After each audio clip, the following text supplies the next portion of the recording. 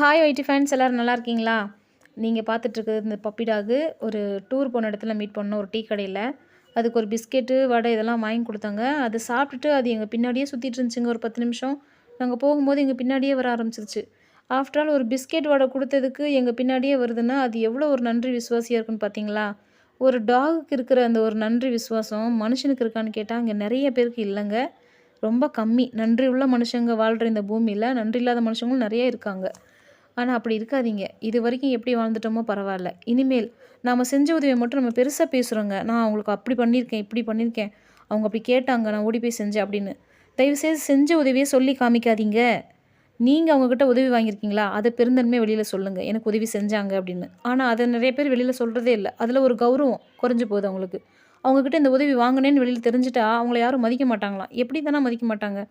ஏங்க, நம்ம செஞ்ச உதவியை சொல்கிறத விட நமக்கு செஞ்ச உதவியை வெளியில் சொல்லி பாருங்கள். அந்த இடத்துல நம்ம சாமிக்கு நிகராக நம்மளை பார்ப்பாங்க. எப்படி இது நன்றி மறக்காமல் இருக்காங்க இவங்க அப்படின்னு. இதை நிறைய பேர் யோசிக்கிறதே இல்லைங்க. அவங்க செஞ்சதாங்க பெருசாக பேசுகிறாங்க. தயவுசெய்து அந்த மாதிரி இருக்காதீங்க. எனக்கு தெரிஞ்ச நல்ல மனுஷனுக்கு அழகு செய்த உதவியை மறந்திரு, பெற்ற உதவியை மறவாதிரு. இதை தான் நான் மறுபடியும் சொல்லுவேன். நீங்கள் யாராகட்டும், எப்படிப்பட்ட ஆளாகட்டும், உங்களால் முடிஞ்ச உதவியை செய்யுங்க. அதை சொல்லி காட்டாதீங்க. Thank you so much.